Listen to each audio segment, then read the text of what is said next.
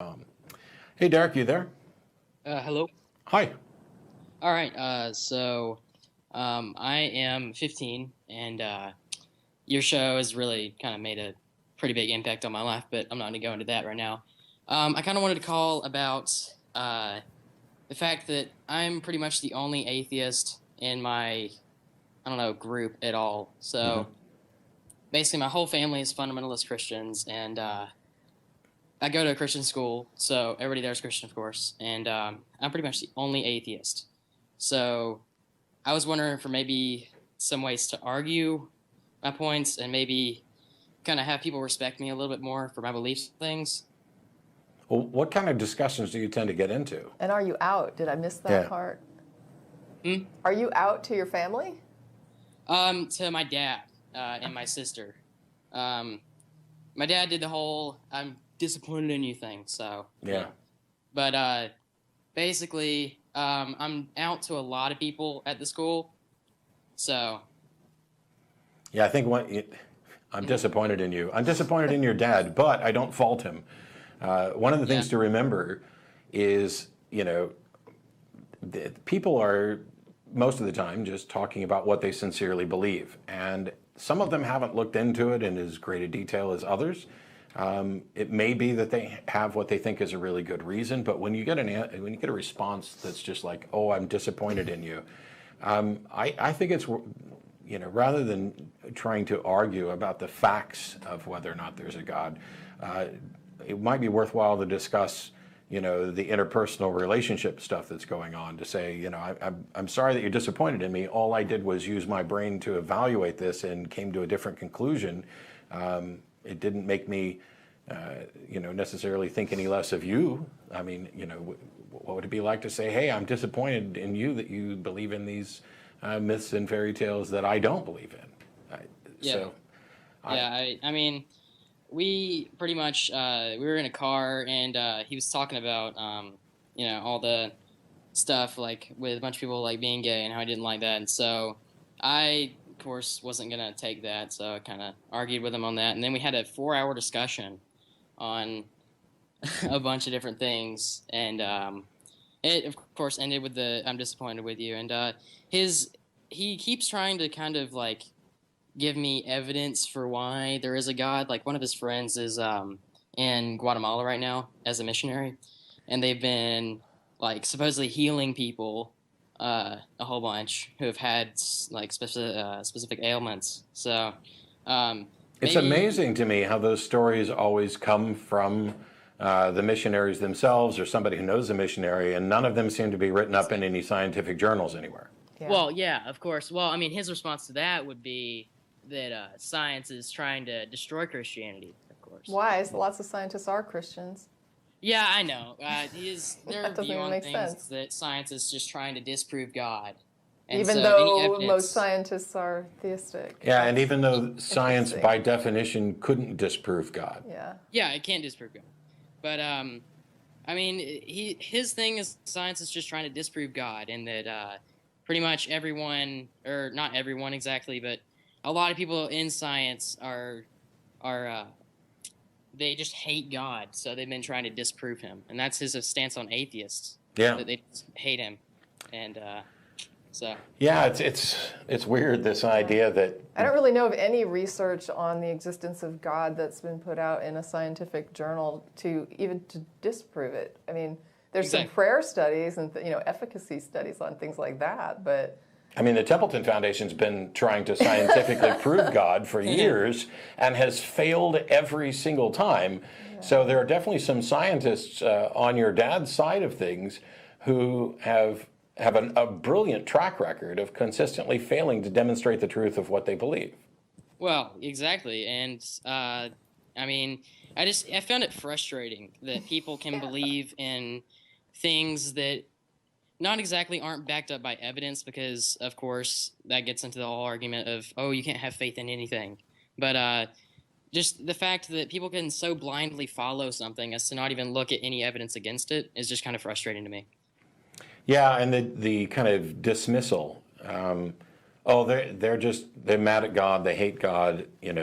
So not only is your dad's position that he's right, and that he may view that he can't possibly be wrong, but that the scientific community is involved in some sort of conspiracy, and he's determined that it's because they hate God or are mad at God. So your dad's a mind reader who has discerned the motivations of people who disagree with him, and that's the foundation of his argument.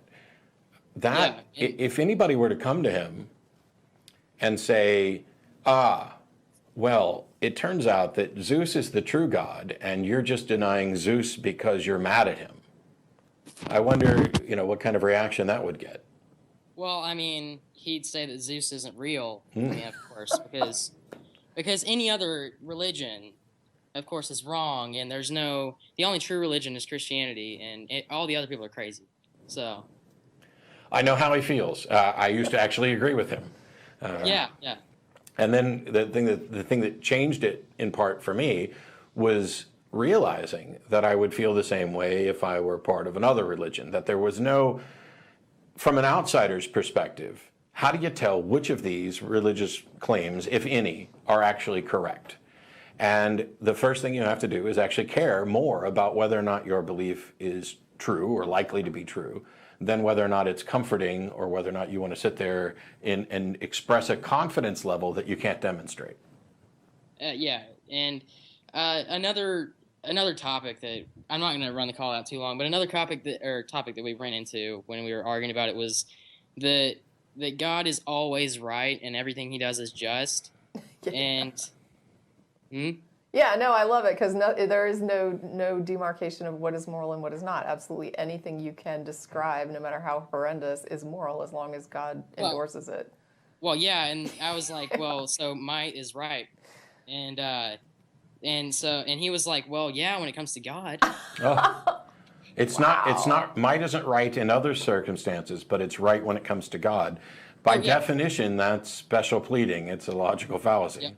Yep. And like, I try to bring up a lot of the stories, honestly, that were in the Bible. Like, I think it's Ezekiel where the 42 children make fun of one of the prophets for being bald. Yeah, go up to a bald head. It's the Elisha. Yeah. Oh, yeah, Elisha. Yep. And so basically God sends down 2 bears. It doesn't say that. Oh. So here's the thing, and this is, I'll credit Ray Comfort with this. So these 42 youths, which may mean children or it may mean a gang, I don't care if they were Crips or Bloods, they curse Elisha, and he curses them in the name of the Lord, and then 2 she-bears come forward and rip those 42 kids apart.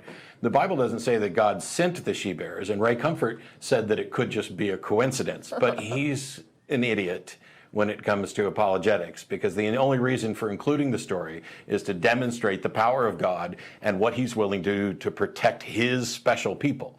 This is my prophet, don't you mock my prophet or this will happen to you. So your view of it is right.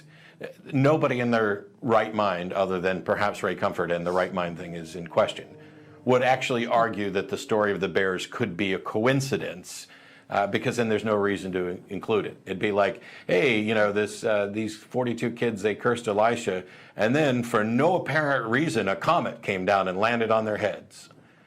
Yeah, well, and not only that, but just that argument can be flipped on, anyone who makes it, because, I mean, you could argue that everything that happens in the Bible is coincidence, if you want to use that. Yep. So, I mean, I don't know. It's kind of frustrating, and there's no real way to argue with any of them, because they're so set in their beliefs that well, there's no way. I find the best thing. So you could argue about doctrine if you wanted to. Mm-hmm. You probably won't get very far, because odds are they probably don't know that much about the specific stories, and they may not know that much about the foundation of their version of the religion, or how to argue about doctrine. You could then move it a step back and have conversations in a more abstract sense about, is there a God? But I don't think that any of those are going to be useful for your situation. I think the better thing to do is to set the religion aside completely and talk about how do we go about figuring out how any claim is true? How do we figure out whether or not we're reasonable in accepting any claim? And then show how, when this is applied to his religion, he's okay with using a different method, a method that he wouldn't accept under any other circumstances, showing that he's engaging in this sort of cognitive dissonance where I'm willing to use one set of rules and one set of, one type of epistemology to evaluate claim A, and a completely separate set of rules for God exposes, the fallacy in his thinking. And I mean, of course, any argument with theists is full of fallacies, but it's kind of frustrating to me. And it's kind of funny because I'm in 10th grade right now and learning a lot of stuff about biology and microbiology and stuff. So It's been kind of funny getting the theist view from it of creation. And then I've been going on Talk Origins and kind of tracing it along with that. Yeah, you're set. I don't think you really need much of our help. If you're looking at Talk Origins for information, the one thing is, I'm disappointed in you, is nowhere near the worst reaction that we've heard of from people when they've been outed to their parents. Out their houses. That happens all the time as far as being a Muslim goes. So. Yeah. So, I think just, be yourself, be a decent person, confound their expectations of what it means for somebody to be an atheist so that they are constantly in a state of question. Hey, wait a minute, this person, my son here doesn't believe in a God, and yet he keeps doing moral things. He seems to be a decent person. He is honest. He cares about truth. He's trying to come up with the best ways to look at the world.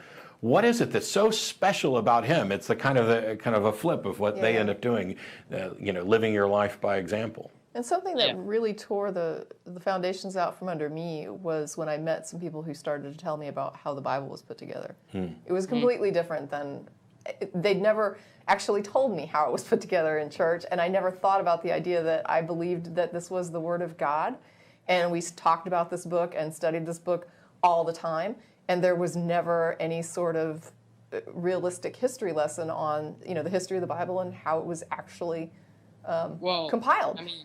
40 people wrote it, and it was inspired by the Word of God is good enough for too many people. Right, but when you start looking into that to see, it's like, how did the books that are in there now end up being the books that are in there now? It starts to be more than 40 people involved. It builds up real quickly how many people were involved in trying to ultimately come up with this book.